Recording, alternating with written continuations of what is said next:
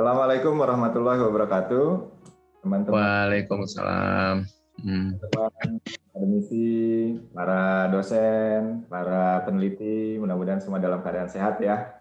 Alhamdulillah pagi hari ini kita bisa ngobrol-ngobrol lagi, dan kali ini kita akan berdiskusi atau ngobrol-ngobrol mengenai seputar penulisan buku. Nah, bagaimana kita ketahui bahwa sebagai seorang ilmuwan, sebagai seorang pendidik, sebagai seorang dosen, atau sebagai seorang peneliti, tentu kita juga perlu mempublikasikan karya-karya kita. Sehingga karya kita tidak hanya dinikmati oleh diri kita sendiri, tapi juga bisa dinikmati secara luas oleh masyarakat.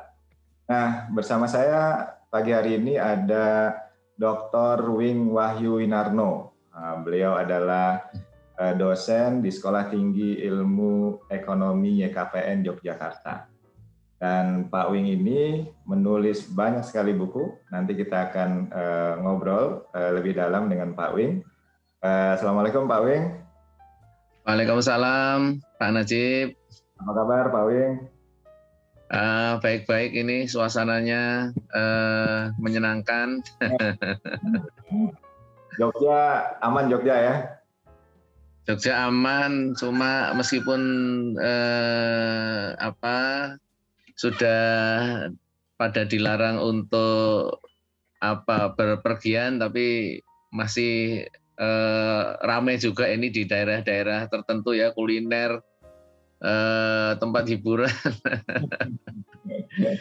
Cukup mengkhawatirkan. Rumah kali ya Pak Wing ya. Jadi, iya. pengen ikut kulineran juga. Ya, Pak Wing, terima kasih sudah bersedia untuk ngobrol-ngobrol di sini. Ya Pak.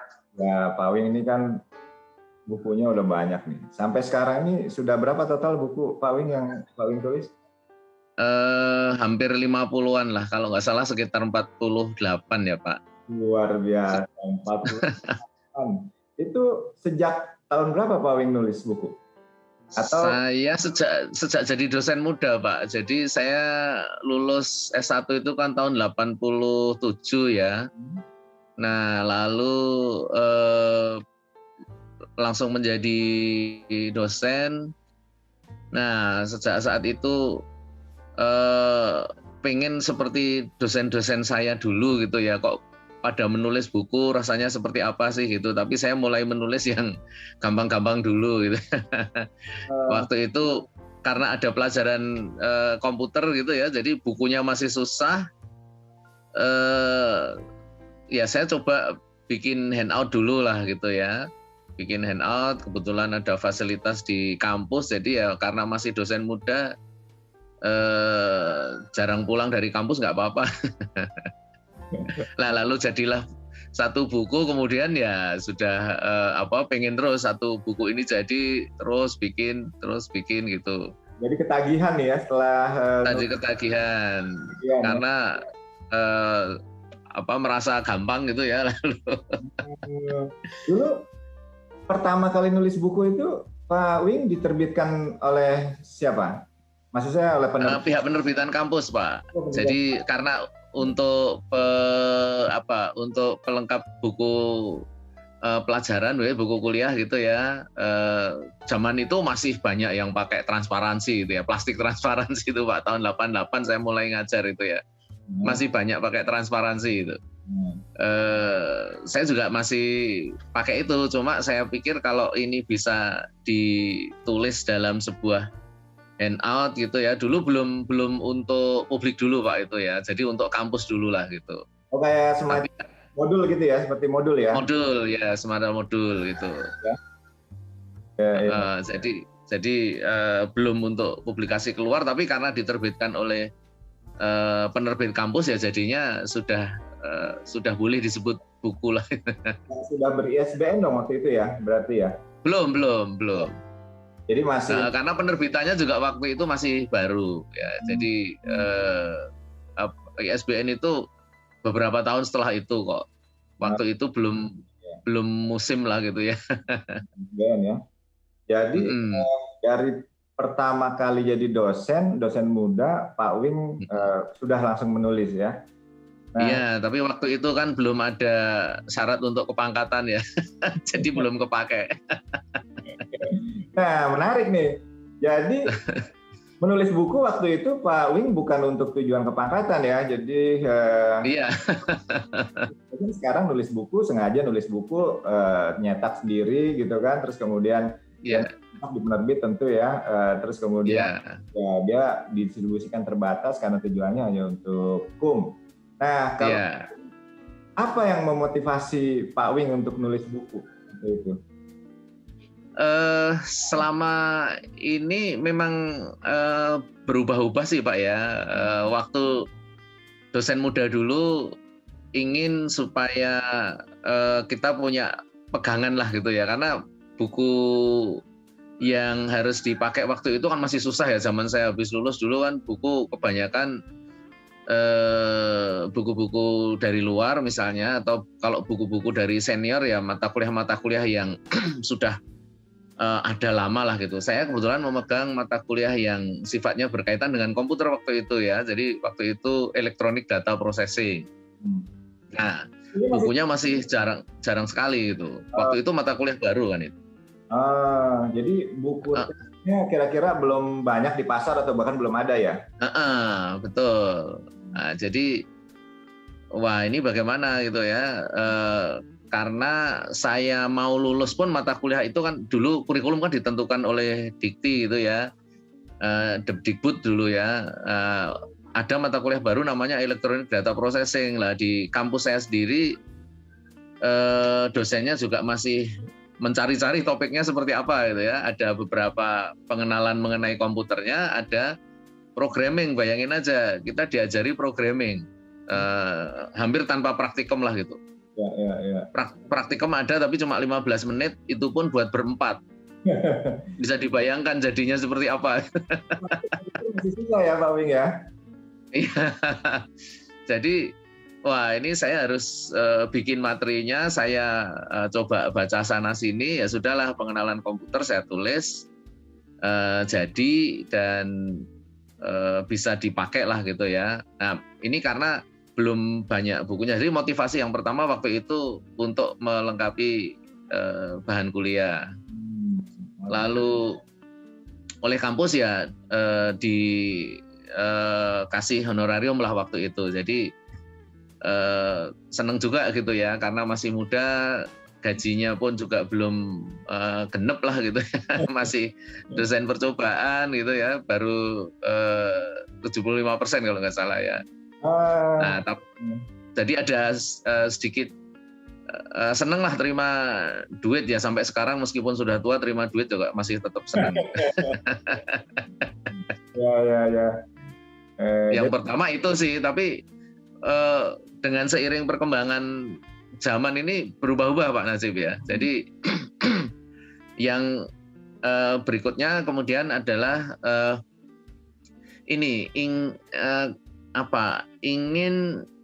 akhirnya kan ingin terbit juga ke luar gitu ya. Nah, kemudian saya coba untuk menerbitkan ke luar gitu. Waktu itu saya coba terbitkan ke Gramedia, Pak. Nah, ya Gramedia. Nah, jadi Alex Media Kompotindo itu dulu atau belum? Sebelum, Pak. Sebelum Alex Media. Saya nulis buku yang sebetulnya buku itu sudah saya tulis sejak saya sebelum lulus S1. Oh, jadi sebelum lulus karena saya nggak punya komputer, jadi saya pinjem ke temen ya sana sini gitu. Kalau karena Fakultas Ekonomi UGM aja waktu itu cuma punya 4 biji komputer Apple ya, Apple IIe. Yang itu dipakai praktikum untuk satu kelas kira-kira 100-an orang ya, cuma 15 menit untuk tiap grup yang terdiri dari 4 orang gitu. Nah jadi hampir nggak mungkin lah pakai di kampus ya. Nah kebetulan ada beberapa temen yang waktu itu punya, Pak. Padahal harga komputer waktu itu kira-kira kalau dipakai buat beli sepeda motor Honda Bebek waktu itu bisa dapat 4 waktu itu ya. Mahal sekali ya. Jadi mahal sekali gitu.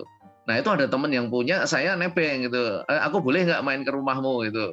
Aku mau coba pinjam komputermu. Oh pakai aja. Dia teman-teman ini punya tapi nggak intens makainya karena game juga belum banyak ya. Mau pakai aplikasi juga belum banyak. Jadi mereka ya pokoknya punya gitu ya. Ya sudah saya pakai. Lalu saya bilang kamu pakainya kapan gitu. Oh nanti aja gampang. Ya sudah aku agak lama ya. Jadi pulang kuliah jam 10 sampai sore itu ya sampai maghrib itu saya di rumahnya pinjem, nanti besok lain kali ke tempat teman lain lagi. Nah waktu itu enaknya kan semua aplikasi kan masih di disket gitu ya, jadi bisa dibawa-bawa. Masih besar nah, lagi. Jadi ya? Iya, masih besar yang 5/4 inch itu ya, dan kapasitasnya cuma 128 kilobyte.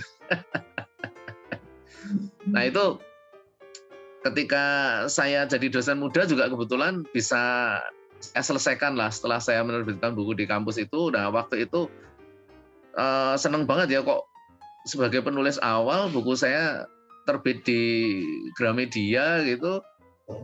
Senengnya minta ampun lah waktu itu ya. Sampai sekarang kalau saya bayangkan itu masih ingat rasa senengnya itu seperti apa ya. Jadi saya bisa menunjukkan kepada teman-teman saya, ini loh saya pengarang yang masuk ke Gramedia lah kira-kira gitu. Nah itu motivasi kedua ya, masih muda rasanya gimana ya bisa menerbitkan buku di penerbit besar di tingkat nasional waktu itu ya. Nah, lalu saya berlanjut ke beberapa buku karena waktu itu Gramedia belum begitu banyak juga menulis buku komputernya, menerbitkan buku komputer. Dan akhirnya mereka pindah ke divisi sendiri, Alex Media ya.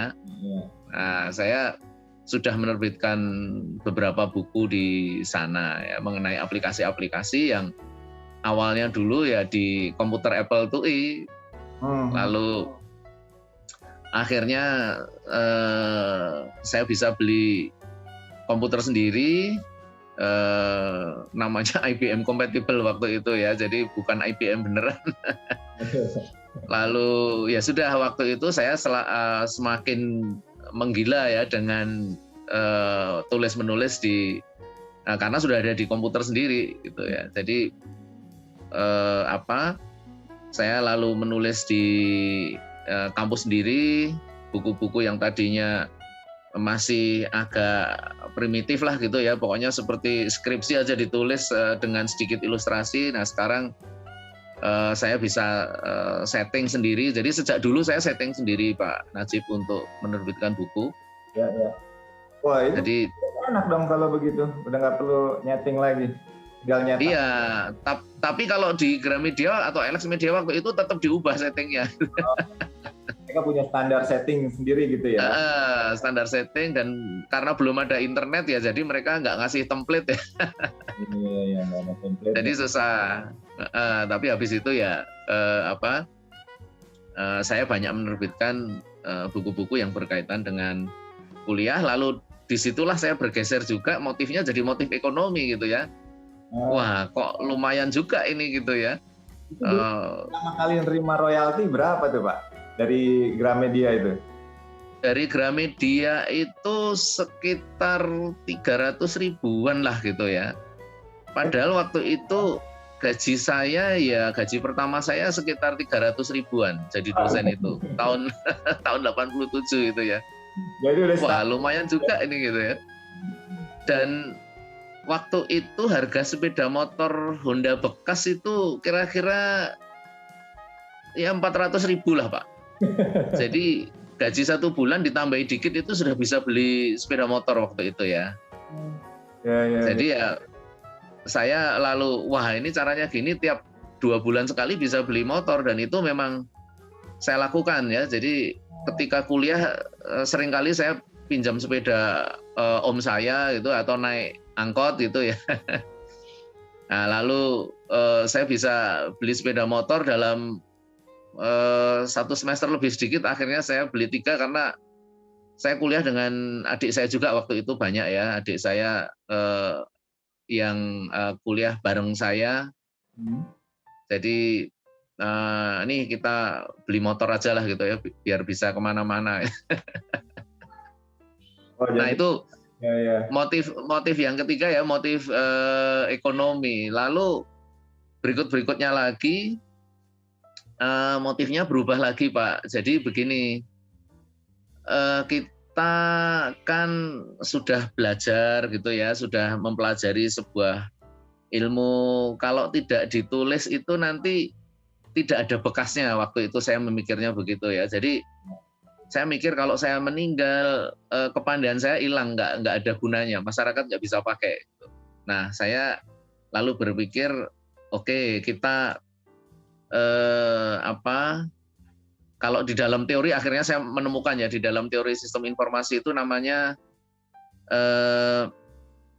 kalau pengetahuan masih disimpan di dalam benak itu namanya tacit knowledge ya, TACIT ya, tacit knowledge. Itu adalah ilmu yang kita simpan sendiri, hanya kita ketahui sendiri. Nah, saya inginnya didokumentasikan supaya menjadi explicit knowledge. Nah, maka setiap kali saya punya sedikit pengetahuan lah gitu ya, saya tulis, dan tujuannya juga sebetulnya untuk saya sendiri. Kadang-kadang saya lupa, Pak. Jadi misalnya ilmu komputer lah gitu ya, waktu itu ada WordPerfect gitu. Itu salah satu buku saya yang laris karena waktu itu orang banyak yang pakai WordStar gitu ya. Ternyata WordPerfect lebih enak dan lebih canggih gitu. Bisa bikin tabel. Nah, saya kadang-kadang lupa, saya tulis aja lah gitu ya. Kemudian juga belajar si writer juga. Iya, betul. Itu untuk nulis-nulis rumus-rumus aneh-aneh itu ya. Padahal printernya masih dot matrix itu. Waduh, kalau lagi ngeprint tuh bunyinya kemana-mana. Iya, ribut. Nah, itu kira-kira motivasinya ya. Jadi motivasinya macam-macam. Tapi saya menganjurkan kepada teman-teman yang belum sempat menulis, apalagi yang sudah banyak ilmunya, ayolah menulis ini supaya generasi berikutnya itu tidak usah belajar susah-susah seperti kita gitu ya. Karena kita dulu mempelajari sesuatu itu agak susah juga gitu. Nah, kalau boleh cerita sedikit, saya punya pengalaman unik, Pak, untuk menulis buku ini. Salah satunya ya, yaitu ketika saya mengambil S3, Pak. Ketika mengambil S3 itu saya dapat mata kuliah ekonometri ya. Dosennya itu kalau menjelaskan teorinya bagus, saya paham, tapi ketika pakai komputer, eFuse, ya, waktu itu orang pakainya SPSS lah gitu ya, kita kok diajari eFuse gitu. Dan ketika mengajari eFuse, beliau itu cuma nunjukin screenshot, Pak. Ini datanya kayak gini, ini nanti kalau langsung kita pencet, langsung outputnya, Pak. Ini outputnya begini, cara bacanya gini. Lah, ketika mahasiswa bertanya, Pak, itu cara jalaninya gimana? Alah, komputer itu tinggal pencet aja lah gitu, pasti keluar gitu. Lah, yang dipencet ya, benar Pak. Lalu, waduh, nah, teman-teman bilang, Pak Wing, ditugasi mempelajari dalam waktu singkat, nanti kita diajari. Wah, oke. Akhirnya saya utak-atik. Waktu itu Google juga belum, tahun 2005 ya, Google belum secanggih sekarang lah, Pak, gitu ya. Jadi kita coba cari sana sini, oh ini caranya gini. Dalam satu semester sebelum ujian itu saya sudah jadi 6 bab, Pak. Jadi untuk saya langsung nulis pengolahan datanya, jadi input data, ngedit data dan sebagainya, lalu regresinya, uji asumsi klasiknya dijalankan, itu kira-kira jadi 6 bab. Lalu saya cetak, saya taruh di copy centernya UI. Saya di program ilmu akuntansi PIA UI. Saya taruh di copy center, Pak. Jadi teman-teman saya kasih tahu, oke, bukunya udah jadi, silahkan copy di copy center. Saya bilang sama petugas copy center, Mas, siapapun yang mau copy silahkan copy aja, nggak apa-apa. Itu selama hampir 3 semester, Pak. Jadi selama saya kuliah buku di sana, jadi saya sering lagi makan di kantin disamperin teman-teman.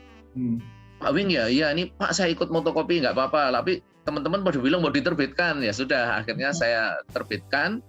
Dan ketika saya terbitkan di penerbit YKPN ditolak dulu, Pak. Oh, kenapa tuh, Pak Pak? Wing kan nggak ngajar statistik, apalagi ekonometrika, kok nulis bukunya. Nanti yang mau beli siapa, Pak? Loh ya banyak yang pakai, saya bilang gitu ya. Lalu direview, dibilang oleh reviewernya, buku ini tidak layak diterbitkan karena terlalu sederhana gitu. Jadi saya menggunakan variabelnya itu cuma YX gitu. YX 1, 2, 3. Saya bilang, loh ini memang ditujukan supaya mudah dimengerti orang dan bisa dipakai banyak orang gitu. Ya udah dicetak sedikit aja, karena waktu itu sekali cetak itu biasanya 5.000, Pak. Oh, minimum ininya produk. Waktu itu di penerbitan YKPN begitu. Ya. Nah, saya diterbitkan cuma 1.000. Ya udah, Bapak kan nggak ngajar statistik, tidak punya nama di statistik. Ini saya sudah jadi dosen agak senior lah gitu ya. Sudah 40 tahun lebih umurnya. Lalu ketika diterbitkan, dijual, ternyata nggak sampai setahun langsung habis, Pak. Nah, pihak penerbit bilang, Pak, bukunya laris. Loh ya pasti, saya bilang gitu, karena ini mudah, saya bilang gitu. Karena saya belajar dari kesulitan yang luar biasa, tapi ketika saya sudah pelajari, loh ternyata gampang gitu kan.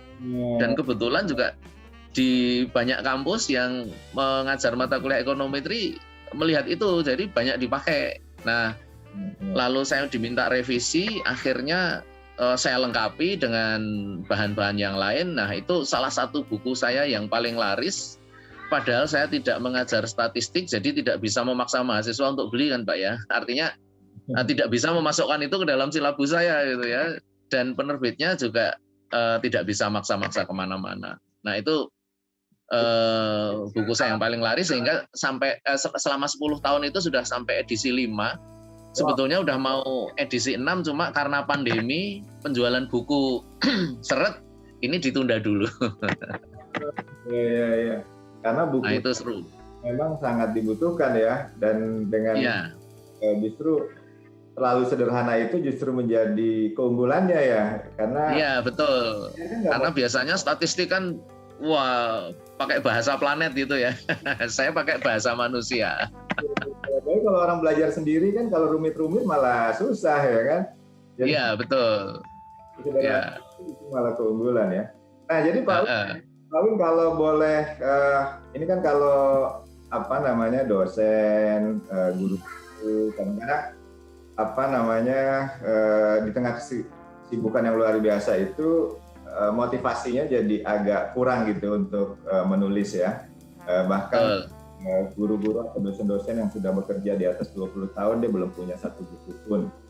Nah, kira-kira buat kita semua dosen-dosen muda terutama juga, motivasi yang paling kuat untuk menulis itu apa gitu Pak Wing? Kira-kira. Oh baik. Kalau Pak Wing kan kelihatannya sudah sejak kuliah dan sejak dosen muda sudah punya passion menulis gitu kan.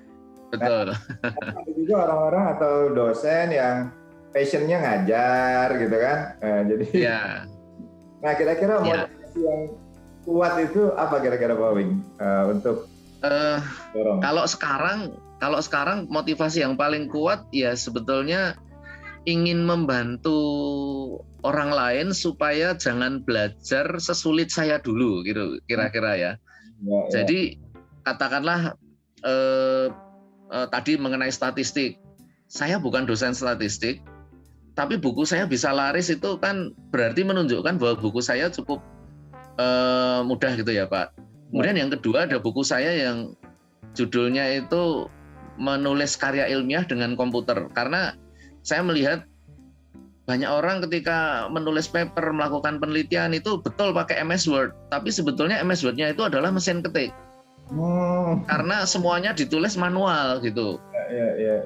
Nah, saya ingin menunjukkan kepada mereka, kepada khalayak ramai ini ya, bahwa MS Word itu sebetulnya sangat canggih. Jadi ketika kita menuliskan gambar atau tabel itu biasanya kan kita bikin nomor tabel sendiri, lalu nanti diacu di naskah. Hal ini dapat dilihat di tabel berapa, itu dikosongi dulu, modelnya kan gitu. Karena saya sering dimintain teman juga untuk meriksa draft mereka gitu kan. Ya. Nah itu loh kok caranya gini. Itu nggak nyambung ya Pak ya kadang-kadang. Iya nggak nyambung. Nanti gambarnya ada yang dihapus, ada yang dipindah tempat, kan berubah. Nah ini kesalahan-kesalahan yang sangat mendasar, apalagi mahasiswa saya gitu ya. Nah saya lalu menulis buku itu, menulis karya ilmiah dengan komputer. Jadi apapun yang kita lakukan sejak mencari ide, sejak menyiapkan draftnya, outline-nya, itu semuanya pakai komputer sehingga sekarang sebenarnya lebih enak gitu ya. Nah, buku saya itu dalam waktu 6 bulan dicetak 2000 dulu karena juga lagi-lagi penerbitnya belum yakin lah ini bakal laris enggak gitu ya, karena sudah banyak buku menulis penelitian gitu kan. Tapi pendekatan saya adalah menulisnya bukan kontennya gitu. Jadi menulis jadi bisa dipakai untuk semua jurusan. Nah itu dalam waktu kurang dari 6 bulan 2000 itu habis Pak. Jadi buku-buku yang lain biasanya kan setahun atau setahun itu termasuk cepat ya, atau 2 tahun itu biasanya. Nah itu dalam waktu 6 bulan itu habis gitu. Dan banyak permintaan dari berbagai jurusan lah, jurusan arsitektur ada, jurusan kimia ada gitu. Karena buku saya itu cukup sederhana gitu. Jadi langsung to the point. Ya, karena bukan konten kan yang diajarin adalah tools-nya ya supaya iya betul. Nah itu bagus gitu ya. Nah itu salah satu motivasi saya yang cukup besar adalah di situ. Kemudian yang kedua begini Pak Najib, kan kita jadi ini juga sambil ngeritik rekan-rekan dosen terutama yang sudah senior juga gitu ya. Kan kita sudah punya banyak keahlian nih gitu. Ya. Nah ayo kita keluarkan keahlian kita supaya bisa dibaca oleh banyak orang, dan yang penting lagi nanti kan anak cucu kita ketika kita sudah meninggal mereka kan bisa bilang wah kakek itu dulu dosen, lah bekasnya mana, di rak nggak ada buku kita sama sekali gitu ya. Nah ini kan bagi saya sangat disayangkan gitu Pak. Jadi ilmu kita banyak, sudah menyerap banyak, kita sudah mengambil banyak, tapi nggak ada yang dikeluarkan satupun. Itu kan berarti kita dalam tanda petik pelit Pak ya. Jadi hanya mau berbagi di kelas saja gitu Pak ya. Jadi ya, tapi kelas seluruh Indonesia loh Pak, bukan di kelas saya. Karena saya tidak pernah memaksa mahasiswa, kalian harus beli buku saya. Enggak, cuma masuk di silabus dari beberapa buku. Nah ini salah satunya gitu. Tapi ya banyak juga yang fotokopi. Ya. Ya itu jadi motivasinya mestinya itu kita harus meninggalkan bekas lah. Katanya kan harimau mati meninggalkan belang Pak. Lah kalau manusia mati nggak ninggalkan apa-apa kan sayang. Iya. Jadi mati meninggalkan karya tulis. Nah ini. Ah kan gitu. Oke baik, terima kasih nih Pak Wing ya atas motivasinya. Ya, siap. Teman-teman semua ini hal yang penting ya, bahwa menulis itu yang pertama motivasinya adalah memfasilitasi anak didik kita terutama untuk lebih mudah belajar gitu ya. Jadi nggak belajar dari PowerPoint, tapi memang dia belajar dari membaca buku teks kita atau buku yang kita tulis, yang dengan membaca itu dia lebih mudah menguasai. Ya, terus kemudian yang kedua tentu kalau buku kita ini sifatnya universal, bisa dibaca tidak hanya oleh mahasiswa kita, bisa dibaca oleh banyak mahasiswa di kampus-kampus lain atau bahkan di prodi-prodi lain. Nah ini secara otomatis gitu kira-kira ya Pak Wing ya. Iya. Akan impact finansial juga gitu ya. Iya. Betul. Dan tentu ini bisa jadi bukan motivasi yang utama ya, tetapi tidak dipungkiri bahwa itu kalau sesuai dengan pengalaman Pak Wing tadi cukup memberikan impact positif bagi dapur lah kira-kira. Iya. Sama bagi dosen-dosen muda ini yang mungkin gajinya masih kecil gitu ya, jangan mengeluh Pak Wing ya, tunjukkan kreativitas. Iya betul. Ya. Menulis buku itu ya, kalau buku kita laris tuh ya impact ke finansial kita juga ada. Nah yang ketiga yang paling penting saya kira tadi saya juga jadi malu nih bahwa buat senior ya kita sudah punya akumulasi pengetahuan kita ya, tapi itu masih menjadi basic knowledge aja di kepala kita yang paling kita share pada saat kita presentasi, ceramah di depan kelas gitu ya, dengan Ya, audiens terbatas gitu ya. Nah, padahal ya, basic knowledge kita ini tadi kata Pak Wing bisa kita eksplisitkan. Nah, jadi pengetahuan ya, kita dibaca oleh lebih banyak orang itu melalui buku. Nah, sehingga ya, satu hari nanti walaupun kita sudah tidak ada ya, orang hmm, tahu bahwa kita ini dosen dan memang kita punya evidence bahwa kita ini dosen, yaitu kita ya, punya legacy, punya peninggalan berupa ya, para pemikiran kita yang sudah ya, dibukukan, dokumentasikan. Jadi ya. ini sesuai banget nih kata Pramudiana Tatur tuh. Beliau Ya. katanya menulis itu adalah bekerja untuk keabadian. Wah, ini Pak Wing, Oh, betul itu. Pak Wing sudah mulai nih bekerja untuk keabadian ya. Kalau kita ini merefer pada sejarah kan, misalnya Imam Ghazali itu sudah meninggal ratusan tahun yang lalu. Tapi sampai Ya, hari ini rasanya dia masih hidup gitu ya, karena iya, betul. orang membaca karya-karyanya, terus membahas karyanya gitu kan. Jadi Ya, ada buku yang ditinggalkan dan itu bisa menjadi, walaupun secara biologis beliau sudah tidak ada, tapi secara ya, pemikiran beliau masih tetap eksis sampai hari ini. Nah, Pak betul, Pak.